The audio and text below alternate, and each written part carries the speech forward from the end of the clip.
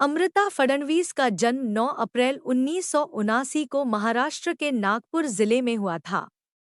उनके पिता का नाम शरद रानाडे है, जो एक नेत्र रोग विशेषज्ञ है। अमृता फडणवीस की मां का नाम चारुलता रानाडे है, जो एक स्त्री रोग विशेषज्ञ है। अमृता फडणवीस का नाम अमृता रानाडे है, पर विवाह के बाद इनका सरनेम बदलकर अमृता फडणवीस हो गया। अमृता रानाडे के माता पिता दोनों ही सर्जन हैं और वे दोनों स्वयं का अपना अपना क्लिनिक चलाते हैं।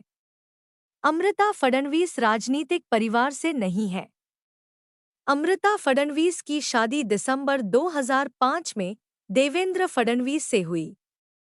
अमृता फडणवीस और देवेंद्र फडणवीस की एक बेटी है। बेटी का नाम दिविजा फडणवीस है। अमृता फडणवीस के पति देवेंद्र फडणवीस महाराष्ट्र बीजेपी के वरिष्ठ नेता और राज्य के मुख्यमंत्री हैं। अमृता फडणवीस के पति देवेंद्र फडणवीस राजनीतिक घराने से आते हैं। अमृता फडणवीस हिंदू है और जाति से ब्राह्मण है। अमृता फडणवीस की प्रारंभिक शिक्षा जोसेफ कॉन्वेंट स्कूल, नागपुर से हुई थी।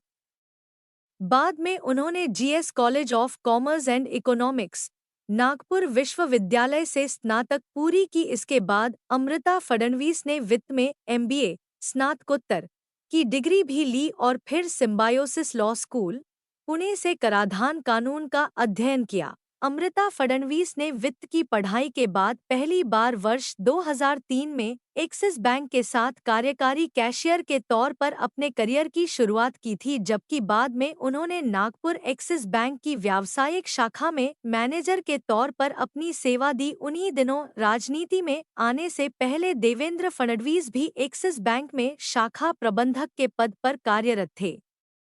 अमृता फडणवीस का मायके राजनीतिक घराने से नहीं आता है और न ही अमृता फिलहाल राजनीति में है, बावजूद इसके कि उनके पति देवेंद्र फडणवीस राज्य के वरिष्ठ नेता व पूर्व मुख्यमंत्री है।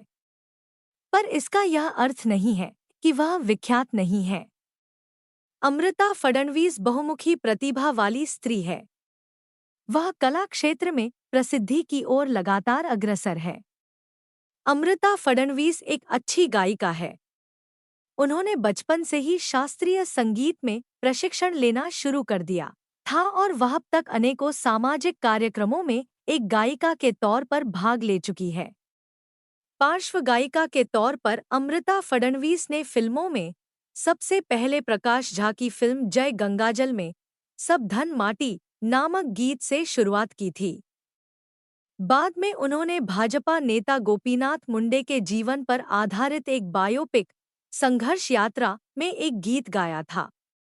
इसके बाद अमृता फडणवीस टी सीरीज द्वारा रिलीज और अमिताभ बच्चन अभिनीत संगीत एल्बम फिर से में भी गाया था, जो बहुत लोकप्रिय रहा था। अमृता फडणवीस ने वर्ष 2018 में मुंबई रिवर एंथम गाया था, जो नदियों को बचाने के लिए लोगों को जागरूक करने वाला एक गीत है। वर्ष 2020 में उन्होंने एसिड अटैक पीड़ितों के लिए अलग मेरा ये रंग गाया था, जबकि उसी वर्ष में कोरोना काल में वर्कर्स के लिए तू मंदिर तू शिवाला गाया था। वर्ष 2021 में अमृता फडणवीस ने महिला सशक्तिकरण के लिए टीला जगूद्या गाया था। उसके बाद वर्ष 2022 में अमृता फडणवीस ने भगवान शिव को समर्पित भजन गाया था। उन्होंने महाशिवरात्रि के समय शिव तांडव स्तोत्र गाया था, जो मूल रूप से संस्कृत से लिया गया है। उनके द्वारा गाया यह भजन यूट्यूब पर बहुत लोकप्रिय रहा है और आज भी यह स्तोत्र अपनी लोकप्रियता को बनाए हुए है। 2024 के विधानसभा चुनाव के समय देवेंद्र फडणवीस के हलफनामे के अनुसार उनके ज्यादा संपत्ति की मालकिन उनकी पत्नी अमृता फडणवीस है। देवेंद्र फडणवीस के हलफनामे के अनुसार उनकी पत्नी अमृता फडणवीस के पास कुल 7.9 करोड़ की संपत्ति है।